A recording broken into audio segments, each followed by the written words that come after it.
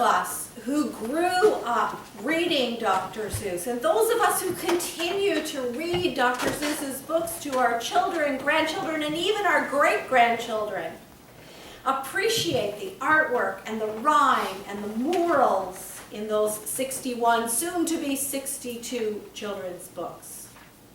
As Amy Chio, a writer for the Harvard Business Review, says, Dr. Seuss's world is bizarrely fun and outlandishly humorous. It is a place where who's and elephants and tigers and kangaroos and monkeys and eagles can cavort together, all within the span of just a few pages. Throughout his many stories, embracing diversity seems to be an underlying theme. Consider the early primer, The Foot Book.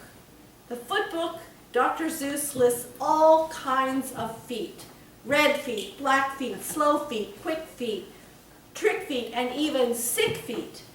This may be a convenient way to introduce some adjectives to early readers, but it's also a means to show children that feet are feet no matter what they look like, a lesson that is easily extrapolated to people. As Dr. Seuss observes in Horton Hears a Who, a person is a person no matter how small. In this case, even if a person is invisible to everyone but Horton, with effort they can make their voices heard by all. But Theodore Seuss Geisel, the man behind the books, was not always so tolerant and inclusive. Before he was a children's author, he was a political cartoonist, and his work was breathtakingly racist. Between 1940 and 1948, he was the chief editorial cartoonist for a New York newspaper, PM, and created over 400 cartoons that reflected the national sentiment of the times. Post-Pearl Harbor, Americans hated and feared all people of Japanese heritage. The U.S. was also at war with Germany, but American propaganda makers depicted Germany as a country gone mad. The Nazis may have been evil, but there was still room for good Germans. Japan, on the other hand, was seen as totally evil. All the leaders, all the people, and all those whose ancestors came from Japan. Wartime cartoons, like those drawn by Dr. Seuss, in them the Japanese people were deprived of their individual identities. They were instead assigned a collective, stereotyped identity that reflected the fear and hatred of many Americans against the Japanese. They were guilty by ethnicity. Now, I considered showing you some of these cartoons on a video presentation, but they were too offensive even to use as examples of racism. They are some kind of nightmarish perversion of Seussville. Because of the interplay between art and politics, Dr. Seuss's cartoons, unfortunately, helped gain popular support for policies such as the internment of Japanese Americans during World War II. It is one of the sorriest facts of the 20th century American history that more than 110,000 people of Japanese ancestry, including 62% who were American citizens, were unconstitutionally incarcerated. Now, after the war, in 1953, Theodore Geisel visited Japan, talked with the people, saw the horrendous aftermath of the bombing of Hiroshima, and began to rethink his anti-Japanese vehemence. Horton Hears a Who is considered to be his apology for his role in creating hate-filled propaganda. The book's hopeful and inclusive refrain, "A person is a person no matter how small," is about as far away as you can get from his ignoble words about the Japanese only a decade earlier. He even dedicated the book to my great friend Mitsuchi Nakamura of Kyoto. Well, Dr. Seuss was very clear in his interviews that his book was created to reflect his newfound views. There is nothing mentioned in any of the biographies of his Christian journey or how God's sanctifying grace worked in him to transform his views.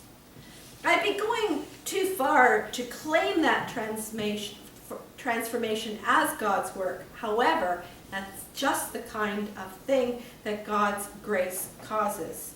Grace doesn't just make us nicer, it transforms us, making us more like Christ, so that we love God and others in all that we say and do.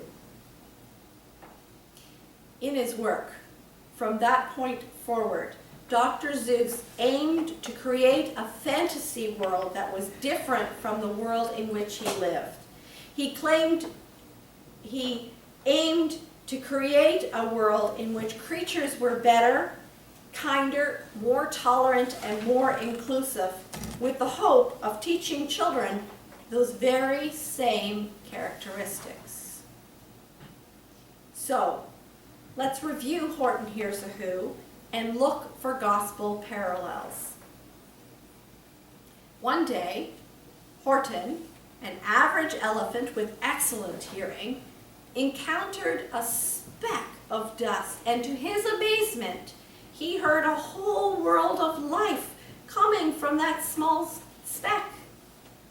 When he talked to the mayor of Whoville, a person too small to be seen, who led a town that was friendly and clean, the mayor expressed his gratitude to Horton for saving the Whos and their houses and their churches and their stores.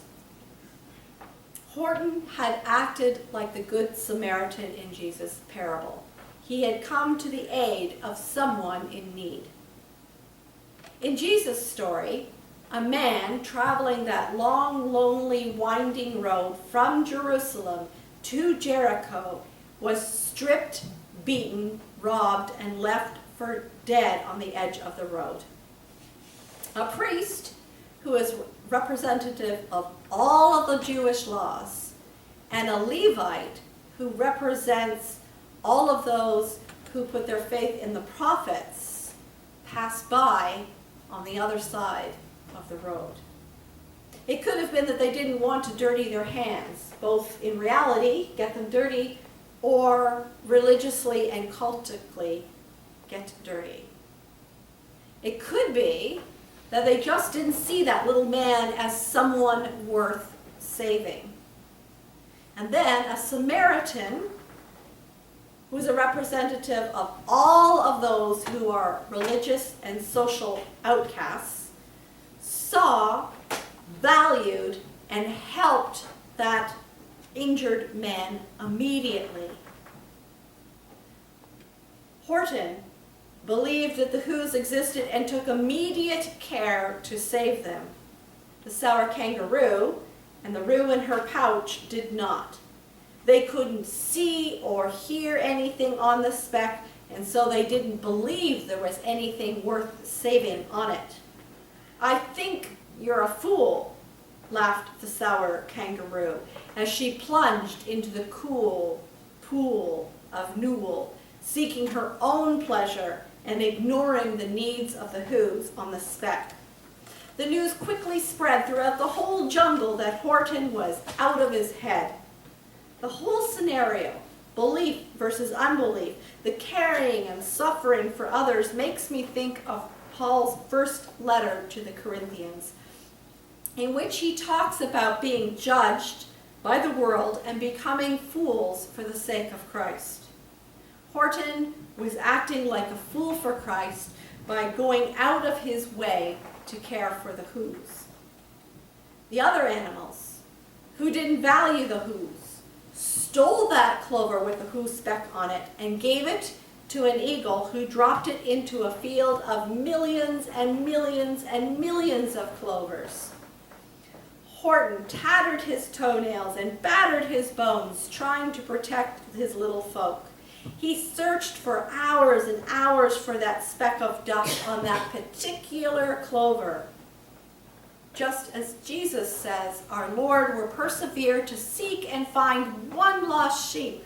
Horton persevered, picking up clover after clover and asking, "Are you there?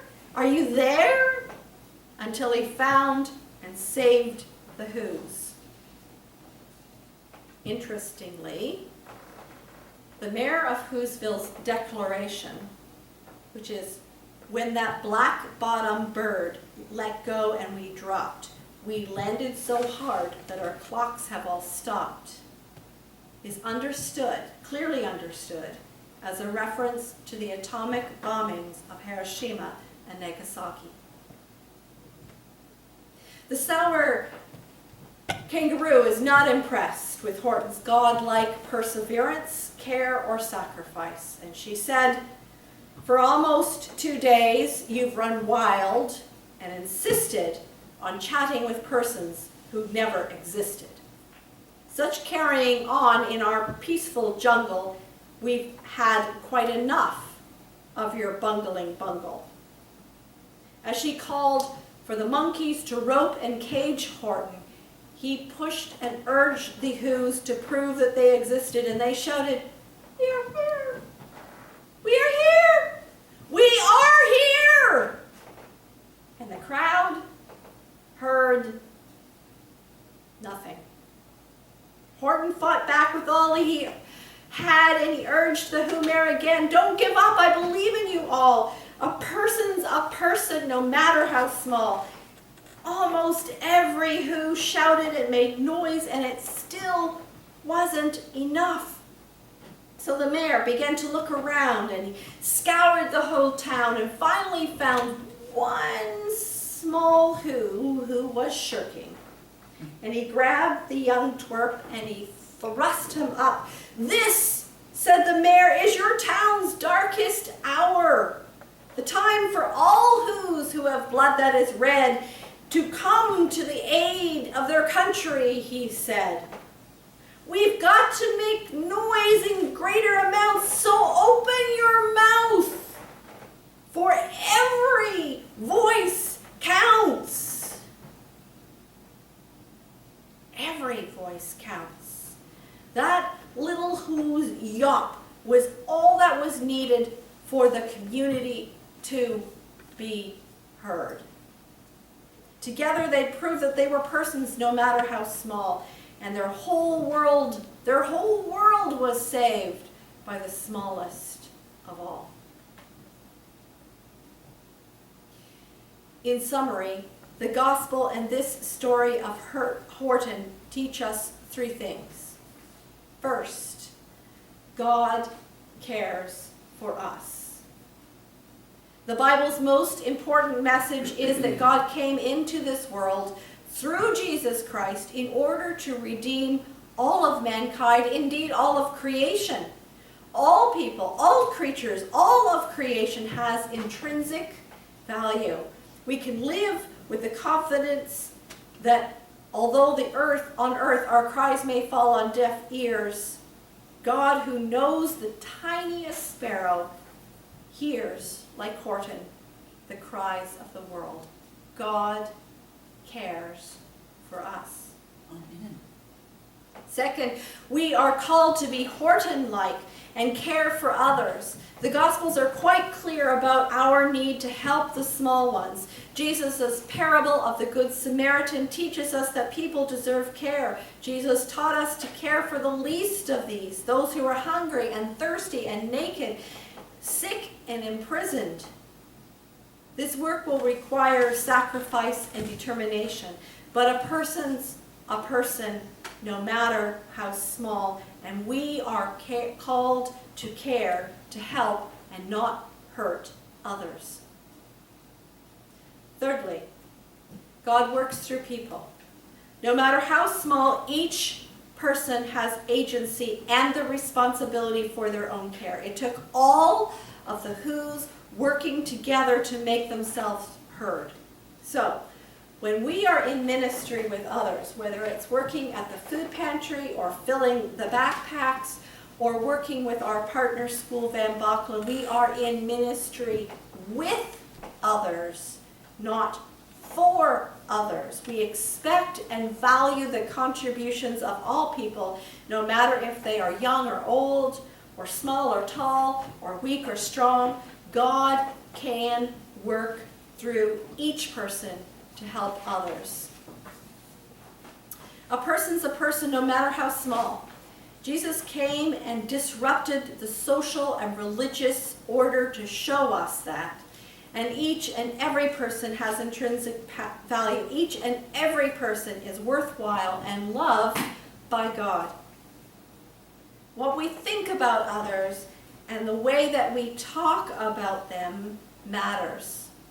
For example, are the immigrants who are desperately coming to this country and trying so hard to make a new life for themselves and their families, do we talk about them as illegal aliens or as undocumented workers? We can't all go to Japan or another country to personally witness the lives of others, but we can choose to use our language carefully and respectfully. Dr. Seuss changed, and so did that sour kangaroo. Behaving in God's love for Jesus' sake, we can value and care for and protect others, no matter how small we are or how small others think they are. A person's a person, no matter how small. How true, yes, how true, said the big kangaroo. And from now on, you know what I'm planning to do? From now on, I'm going to protect them with you. And the young kangaroo in her pouch said, me too. Amen and amen.